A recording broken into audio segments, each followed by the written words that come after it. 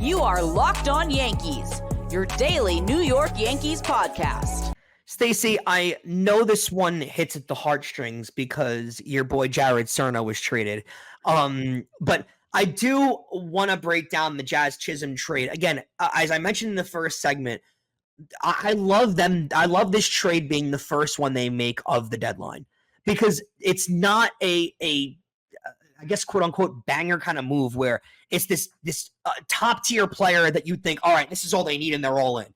It's a move where it's a really good depth piece. It's a really nice player, but it also shows this is nowhere near a move that they're done with. And it makes me feel like this is the first of many, which gives me a lot of confidence as a Yankee fan. I want to hear from you first on how you feel about the trade, how he fits, and then we'll get into the return.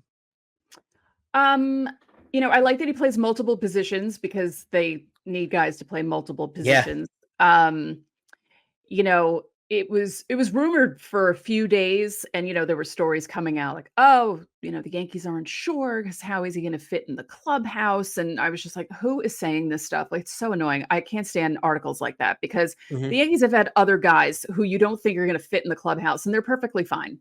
Yeah. Like, really, it's not like the days of Reggie Jackson with the straw that stirs the drink and pissing everyone off in the dugout. Like, we haven't really had someone like that in a really long time. Like, as much as people always were on A-Rod, his teammates loved him. And, so that's just always so silly to me. But I like this move.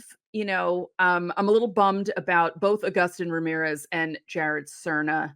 Serna was my boy. That was my one, because I was finally like getting into knowing prospects and knowing names, and I'd keep up with him at Hudson Valley and get all excited when he did things. And, he probably will have a better time getting through the Marlin system than he would the Yankee system. So this is a good opportunity for him. And it's a good opportunity also for Agustin Ramirez. He did have Agustin Ramirez really good numbers this year, but when it comes to rankings, all these guys were lower ranked prospects in the Yankees overall system, right? Which gives you a little better hope. It's like people like us who watch the show consistently every single day, and us who cover the team every single day.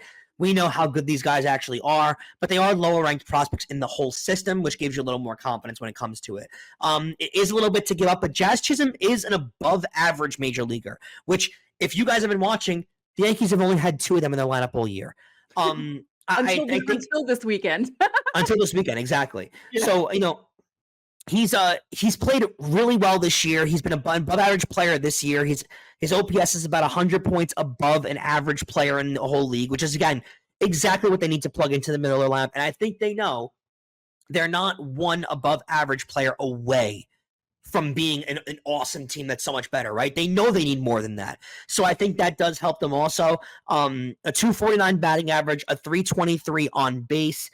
He has 13 home runs, although there was a stat out there that if all of his home games were played at Yankee Stadium instead of Marlin Stadium or Marlin's Park, he would have 19 home runs this year instead of 13. So you are getting a little more that lefty bat. He does have a tendency to pull the ball a lot, so that short porch could be a really good benefit to him.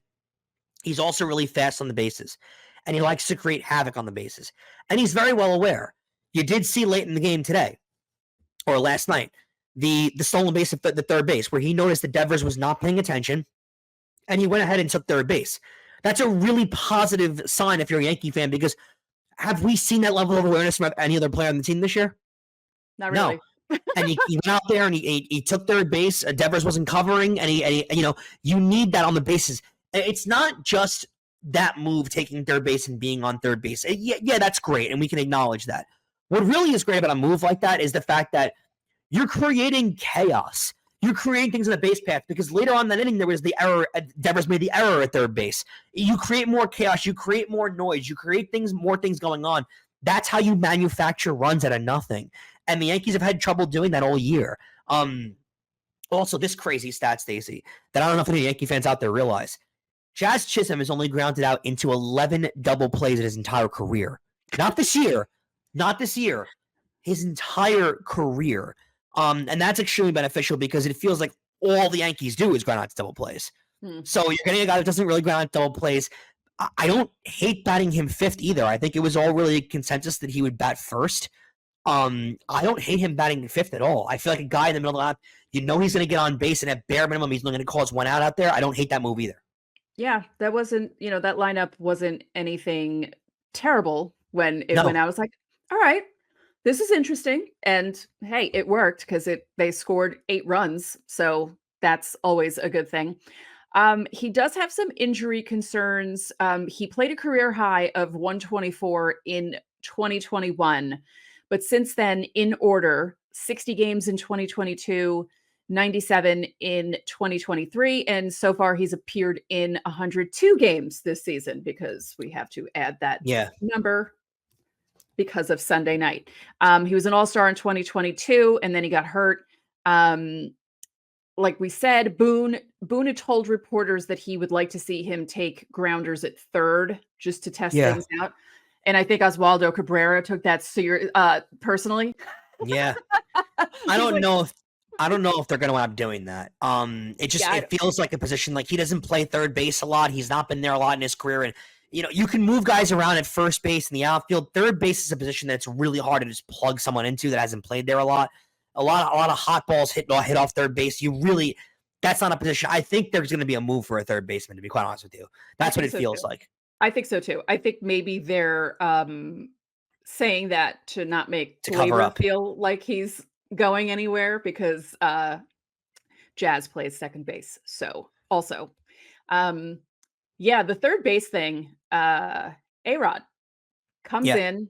I'll play third. And who works with him? Greg Nettles, one of the best defensive third basemen ever on planet Earth, helped A-Rod out. And A-Rod was pretty good at third base. A-Rod's also a top 10 player in the history of the sport. So it's kind of hard to use that as a... No, but the point was Greg Nettles had to come in and help him do that. Yeah. He didn't just come in and say, I'll play third base. Because remember when he tried to play first base, how horrifically bad that was? So, yeah. Yeah, it does feel like there's a move coming with Gleyber involved in it. I just feel like it's time to move on from him, and it might be a good move for them to make. And then you move Jazz over to second, especially because of the fact that they're really he's got team control. I mean, Jazz Chisholm is under control for the next 2 years after this. So you're talking 2025 and 26 at really cheap salaries. I think that's a real reason to keep him. Which means they're gonna this move solidifies they're not re-signing Gleyber after this year, which I think they kind of have made their mind up already. So why not move him and make a position player available? I do feel like there's a really good chance too that they make a move for a third baseman and they move on from DJ.